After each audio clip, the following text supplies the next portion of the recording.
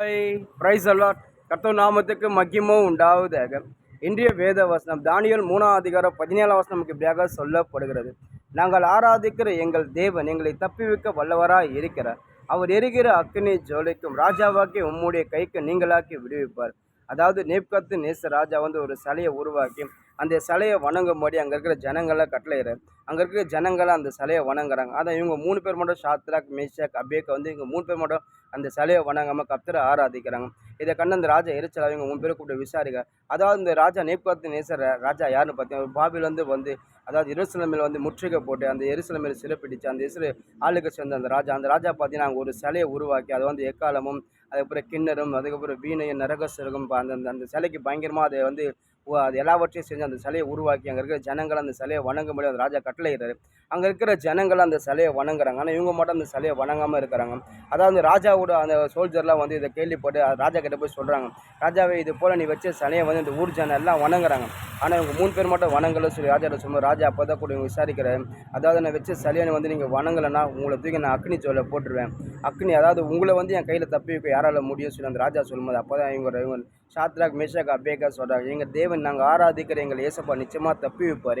அவர் எங்களை தப்பி வைக்காமல் போனாலும் சரி, உங்கள் கையில் ஏசப்பா எங்களை தப்பி வைக்காமல் போனாலும் சரி, விடுவிக்காமல் போனாலும் சரி, நிச்சயமாக எங்கள் ஏசப்பா நாங்கள் ஆராதிப்போம், நாங்கள் வேறு எந்த சிலையை நாங்கள் வணங்க மாட்டோம் சொல்லிட்டு அவங்க வைராக்கியமாக சொல்லும்போது அந்த ராஜா நேப்கத்து நேசர் ராஜா ரொம்ப கோவப்படுச்சு. அதாவது சாதாரண அக்னி பார்த்தா 4 மடங்கு அந்த அக்னி பயங்கரமாக அது 7 மடங்கு அது பயங்கர ஹீட்டாகி இவங்க 3 பேரும் தூக்கி போட சொல்கிறார். தூக்கி போட போகிறவங்க சேவகரில் இறந்துட்டாங்க. அவ்வளோ பயங்கரம் அந்த அக்னி அவ்வளோ ஹீட்டாக தூக்கி போட்ட பேர் அவங்கள 3 பேர் அந்த ஷாத்ராக் மேஷாக் அபேக்கா அந்த அக்னிக்குள்ளே உலாவி கொண்டு இருக்காங்க. அந்த நேப்கத்து நேசர் ராஜா அதை உற்று பார்க்குறாரு. அதாவது நம்ம 3 பேர் தூக்கி போட்டுமே அதுக்குள்ளே 4 பேராக உலாவுறாங்க. அவங்களுக்கு ஒன்றுமே ஆகலையே, ஒரு தலைமுடியோ கருகலையே, அவங்களுக்கு ஒரு சேதமே இல்லையே சொல்லி அவங்கள அதாவது அந்த நேப்கத்து நேசர் ராஜாவோட மந்திரிட்ட சொல்கிறாரு. உடனே ராஜா போய் அவங்கள அக்னி ஜோலேருந்து வெளியே வர சொல்லி ராஜாவுக்கு அவங்கள சொல்கிறாரு. அதுக்கப்புறம் அவங்க சோல்ஜருக்கு போய் சொல்கிறாங்க. அதுக்கப்புறம் அவங்க ஷாத்ராக் மேஷாக் அபேக்கா அக்னி ஜோலேருந்து வெளியே வராங்க. பார்த்தா அவங்களுக்கு ஒரு சேதம் கூட இல்லை, ஒரு தலைமுடியே கருகவே இல்லை. கர்த்தர் அவங்கள பாதுகாத்தாரு.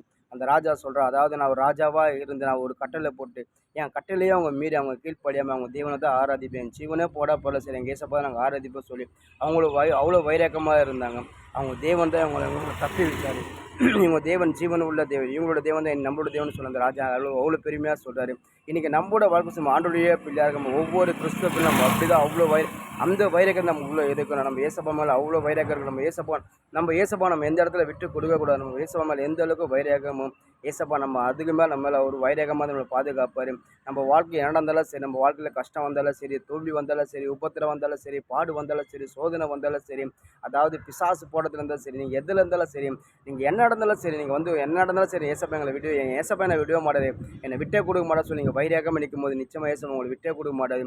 நீங்கள் உங்களுக்கு வாழ்க்கையில் என்ன காரியத்துக்காக நீங்கள் கற்றுட்டு கேட்க நிச்சயமாக அந்த காரியத்தை கற்று உங்களுக்கு விடுதலை கொடுப்பாரு, உங்களுக்கு ஒரு சுகமான வாழ்க்கையை கொடுப்பாரு.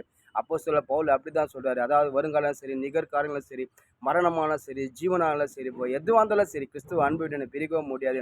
என்ன நடந்தாலும் சரி, கிறிஸ்துவை விட்டு நான் கிறிஸ்து கூட தான் இருப்பேன், அவரு கூட தான் நான் இருப்பேன்னு சொல்லுவேன். அவ்வளோ வைராக்கியமாக சொல்லுவார் பவுல். அதே போல பவுலை கர்த்தர் கைவிடவே இல்லை. எல்லா இடத்துலையும் பவுல் கூட ஏசப்பா பாதுகாத்தார். இனி கூட வாழ்க்கை சரி, என்ன நடந்தாலும் சரி, ஏசப்பா மேலே வைராக்கியமாக இருங்க.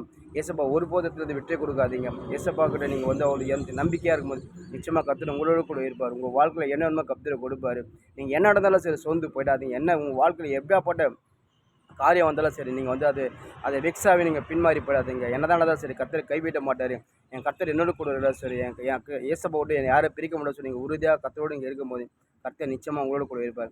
ஒவ்வொரு கிறிஸ்தவ பிள்ளைகளுக்கு ஒரு வைராகம் வேணும். எங்கள் ஷாத்ராக் மேஷாக் அபேக்கா போல ஒரு வைராகம் வேணும். என்ன நடந்தாலும் சரி, ஏசப்பா கை விடவே மாட்டார். அவர் கை விட்டால் கூட பரவாயில்ல, அவரை நான் விடவே மாட்டேன் சொல்லி அவ்வளோ வைராக்கமாக அவங்க கர்த்தரை விடாமல் இருந்தாங்க. கர்த்தர் அவங்கள விடவே இல்லைங்க. அந்த வைராகம் நம்மளுக்குள்ளே இருந்தால் நிச்சயமாக கர்த்தர் நம்மளுக்கு எங்கேயுமே விடவே மாட்டாருங்க. நீங்கள் எந்த ஸ்தலமாக இருந்தாலும் சரி, கர்த்தரை உயர்த்துங்க. எந்த இடத்துல சரி, கர்த்தரை விட்டே கொடுக்காதீங்க. கர்த்தர் உங்களுக்கு கொடுப்பாராமே.